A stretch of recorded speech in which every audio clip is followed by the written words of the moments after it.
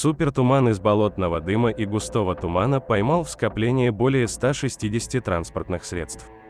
Число жертв серии аварий на межштатной автомагистрали в Луизиане возросло до 7 погибших и 63 раненых во вторник вечером, на следующий день после этого.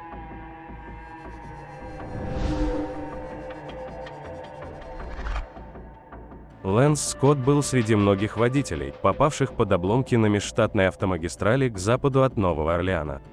51-летний мужчина вез свою дочь в аэропорт в понедельник утром, когда туман сгустился, как белая мгла на лыжном склоне. Он резко нажал на тормоза, едва избегая встречных машин, и услышал позади себя самый ужасный лязг металла. «Это продолжалось, наверное, 45 секунд», — сказал Скотт. С каждой секундой лязг металла становился все тише, что говорило мне о том, что он дает задний ход, поэтому я знал, что столкновения были слоями в слое.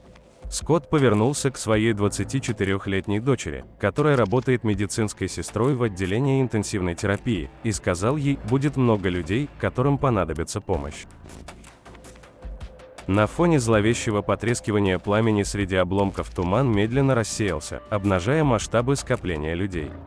Скотт и его дочь помогали людям выйти из машин, у некоторых из них были заметно сломаны ключицы. Пришлось ждать, пока спасатели принесут носилки. По данным полиции штата Луизиана, в аварию попали около 168 автомобилей. К вечеру вторника число погибших увеличилось с 7 до 8, а число раненых увеличилось более чем вдвое, сообщила полиция штата Луизиана в пресс-релизе. По меньшей мере 63 человека получили ранения, ранения варьировались от легких до критических, остальные обратились за медицинской помощью самостоятельно, говорится в сообщении властей. Пока не ясно, была ли это самая серьезная авария, когда-либо случавшаяся полицией штата Луизиана, учитывая количество транспортных средств и погибших, сообщил сержант полиции штата. Кейт Стигал рассказала Associated Press во вторник. Однако я могу сказать вам, что это масштабный и разрушительный инцидент, повлекший за собой человеческие жертвы и серьезные последствия как для общества, так и для служб экстренного реагирования, сказал Стигалель. Аварии начались около 9 часов утра в понедельник на участке эстакады между штатами длиной в 1 милю 1,6 километра, которая проходит над болотами и открытой водой между озерами Пончартрейн и Марепа. В результате аварии остались искореженные и сгоревшие автомобили, грузовики и тягачи с прицепами. Раздавленные машины валялись друг на друге, почерневшие от пламени. Некоторые люди выходили из машин и стояли на обочине дороги или на крышах своих машин, недоверчиво наблюдая за катастрофой. Другие взывали о помощи. Скотт сказал, что между людьми возникло «великое товарищество», когда они начали действовать, помогая другим. Водители предупредили других о возгорании поблизости от места крушения, и люди стали отходить от обломков. Они ждали 45 минут, пока к ним приедут врачи скорой помощи и увезут их с моста. 46-летняя Кларенсия Паттерсон Рид ехала в Манчак со своей женой и племянницей и видела, как люди махали ей рукой, чтобы она остановилась, но как только она остановилась, 2 других автомобиля врезались в ее машину сзади и сбоку, рассказала она Associated Press. Паттерсон Рид сбежала со своей стороны машины, но ее жена застряла внутри, ее бок и нога были повреждены.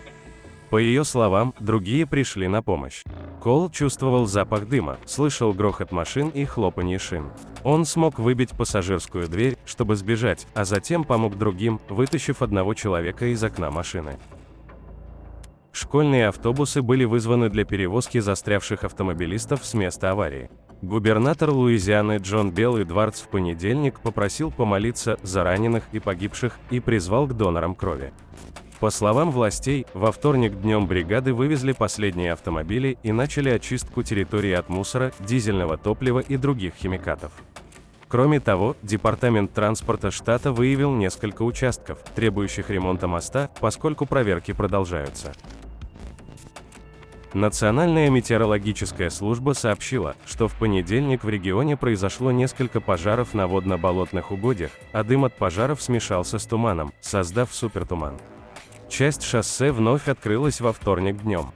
Но опасные условия вождения во вторник утром побудили несколько школ в этом районе закрыть или отложить открытие, поскольку эвакуаторы продолжали вывозить мусор с межштатной автомагистрали.